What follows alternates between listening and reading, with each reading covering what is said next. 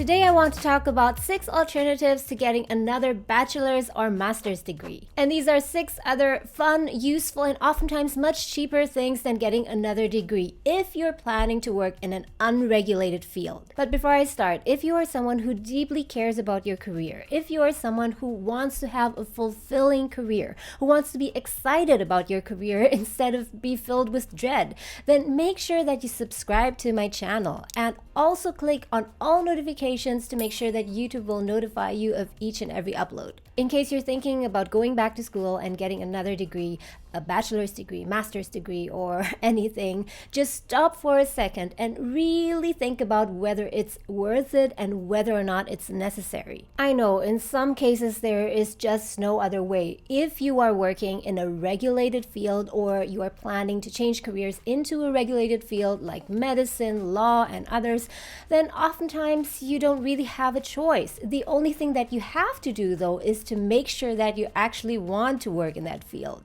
But if you're working or planning to work in a non-regulated field, and by this I mean that the law doesn't require you to have a specific education or credential, and also the market and your employers don't expect you to have a very particular education, then there are so many other options. Studying formally takes so much time and energy, and it's not cheap either. Great thing if you can pay cash for it, but if you have to go into debt in order to get another degree, is it really worth it? And here are some situations where you should seriously consider the alternatives. If the reason that you want to get another degree is because you just want a change, or you just feel lost, or because you don't like where you are right now, or if you are assuming that in order to change your career and get into a certain field, you need to get another degree, although you don't have proof for this. Getting another degree is useful if it is absolutely necessary in order to achieve your career goals. That is, if you already know what your career goals are. Just make sure that you're not getting another degree to use it as a crutch, to make you feel safe or to make you feel better about yourself. Because in many cases, there are other better alternatives to getting another degree. But before I continue, please let me know in the comments whether or not you're planning to get another degree in near time. Also, if you're perhaps at a stage where you're just playing around with the idea of perhaps getting degree XYZ, and also let me know why you think that you need that degree. So here are 6 alternatives that can be more useful, more cost, time, and energy efficient than getting another degree. And I will also compare these different alternatives in terms of effectiveness, how much time, cost, and energy they are likely to take so you can make the best decision for yourself. The first one is graduate certificate programs. Certificate programs usually last anywhere from 6 months to 2 years. Certificate programs are offered by university and colleges, and usually the prerequisite is that you have an undergraduate degree. And the benefits of these certificate programs is that they're oftentimes more up to date with industry trends and market demands. Usually these certificate programs are geared towards helping the students find a job as fast as possible right from day one when they start their study program. The cost for certificate programs usually ranges from $1,000 to $5,000 if you're a resident of the state, or in Canada if you are a permanent resident or citizen. But if you're an international student, then similar to degree programs, it would usually cost you 3 or 4 times as much. But in either case, it's still a fraction of what you would pay for another bachelor's or master's degree. And the energy that you would spend in a certificate program would also be much less than in a bachelor's or master's program. Because at least from my experience, when I was studying in a certificate program, the course load and the homework, the assignments were much easier and much lighter. One of the reasons for this is because the overall scope of the material is usually much smaller and the coursework and everything is much more practice oriented. If you want to find out more about graduate certificate programs and find out whether or not this might be something for you, then check out this video that I link above here. The next alternative to getting another bachelor's or master's degree is taking an online course.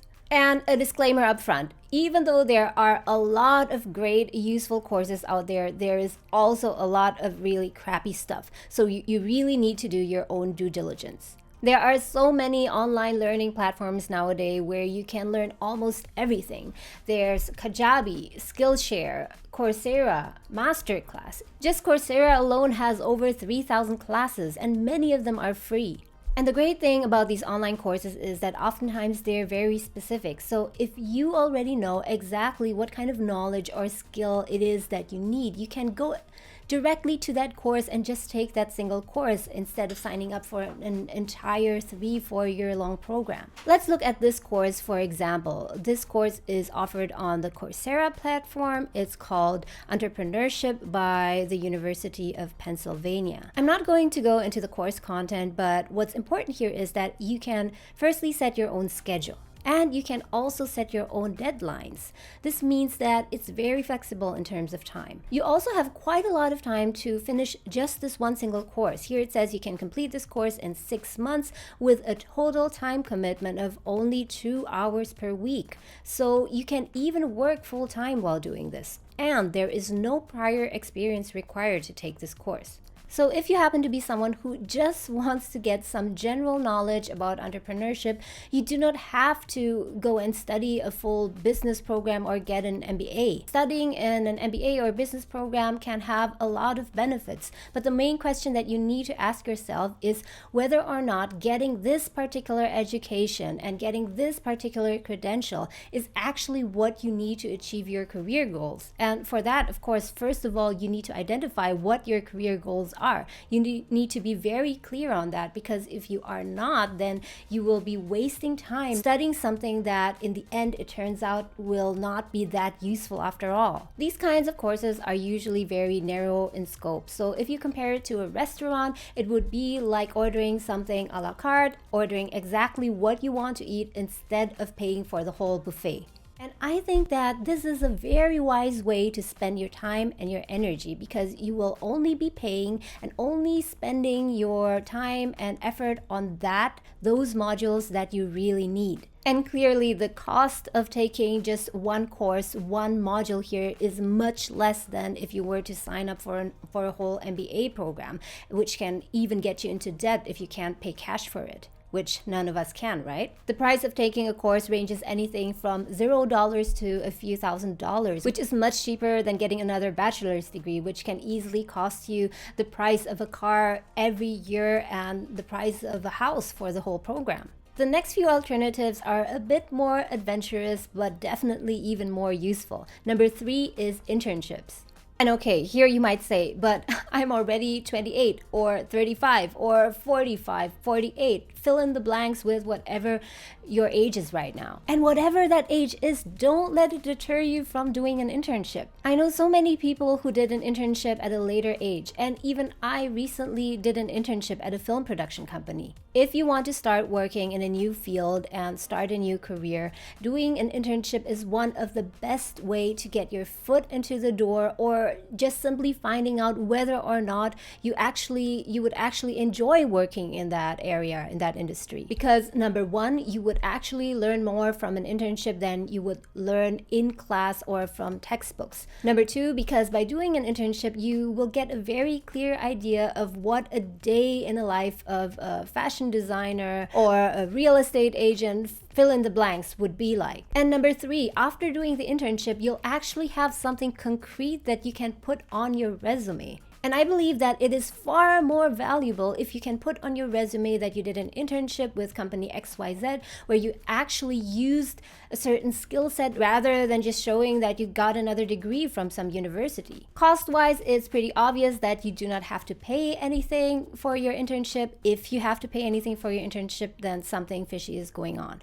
In fact, you can even get paid, and yes, you should try to get paid for your internship. And there are tons of internships that actually pay, and at the very least, you should get your transportation cost reimbursed. While some internships can be pretty relaxed, many of them are, there are actually internships which demand quite a lot from you. But either way, an internship usually only takes 3 to 6 months to complete, and if you ask me, doing this is a pretty good way to really learn something about the industry and the area that you might want to continue working in. The next alternative, and this is something that I highly recommend, is to become an independent producer. Being an independent producer is a concept that I learned from this book, The 100-Year Life, a very useful book, by the way, if you want to think about your career in a more holistic, in a more macro way. But anyway, being an independent producer is all about creating a pop-up business. Let me break this down for you. Being an independent producer basically means to create, to start a new business, to create and sell a product or a service. So what's the difference to a regular business then, you might ask? The main difference here is that the goal of starting this pop-up business is not to create a lasting business. I mean, that is not the main goal, and it is not to create a huge profit or to sell the company later on. I mean, of course, this is a good side outcome, but this is not the main goal. The main goal of being an independent producer is the learning process, experimentation, and to build practical skills that you can use in the real world in your career. A great example mentioned in this book is about a person, let's just call her Jane, who travels to Latin America and lives there for a while. She learns cooking, she learns a lot about street food, and then after a while returns to the States to start a venture for organizing street feasts. And this is my own experience with being an independent producer. To be exact, I became an independent film producer. Several years ago, I started my own film production company. I made 2 feature films, and in the process, I hired more than 200 people. And you can pack almost everything that you're interested in under this umbrella of independent producer. And you will learn so much more in the process than just getting another university education. You could, for example, make and sell your own online courses, something at which you think you are better at compared to other people. You could sell handcrafted products. You could turn nearly anything that you're interested in into a pop-up business. And let me know in the comments what your ideas are. If you were ever to become an independent producer, what is it that you would like to do? And what about the cost and the time and the energy? It really depends on what you want to produce. In general, being an independent producer is extremely energy intensive. And the reason is because you're doing most of the things by yourself. And in most cases, you are also bearing most of the risk. So it does take quite a bit of risk taking. But well, no risk, no gain, right? And the cost for this venture, or more precisely the investment, will depend on the size and scope of your project and where you get the funding from. The next alternative to getting another degree is something that's even more structured. This is something that has been suggested by Tim Ferriss, which is creating your own real-world MBA. And now you might think, how in the world can I do that? And I won't get any credentials, right? And yes, that's true, because no one will be giving you a fancy sounding degree. But in terms of skills and learning experiences, you will get even more. And this is how it works. You prepare your own fund, and yes, that is money, and angel invested into different small or medium-sized businesses. So for example, instead of putting $100,000 towards another degree, a bachelor's or a master's degree, you take a chunk of that, let's say $30,000, and you divide it up and invest it into several businesses. And the benefit here is the learning process, because by investing even small amounts into different companies, you can learn a lot about their business operations, what works and what doesn't work, and in the process you are likely to learn so much more about what it takes to run a business than you would from getting an MBA or a business degree. But the most important thing, of course, here is that you have to be prepared to lose your money. But if you were to take that money and get another degree, wouldn't you be losing it anyway? And this is more or less what Tim Ferriss did. And he said that the lessons that he learned and the people that he got to meet especially was really worth his money. And the cost of doing this kind of real-life MBA could be the same as you would spend on another degree, or it could be much less. It just depends on how much you are willing to spend on this. The only difference is that you are unlikely to get a loan for this, which can sometimes really be a good thing, because if you think a moment about the concept of loans, sometimes the possibility to get a loan can be a trap for some people who are not able to pay it back, or will be chained to paying back this loan for a lifetime. And of course, you can adjust how much you want to spend on this real-life MBA, because not everyone has $100,000 on their hands, right? You can take whatever money you have or save whatever amount you think is reasonable for you. You could even start with an amount as low as $10,000 and $20,000 and, for example,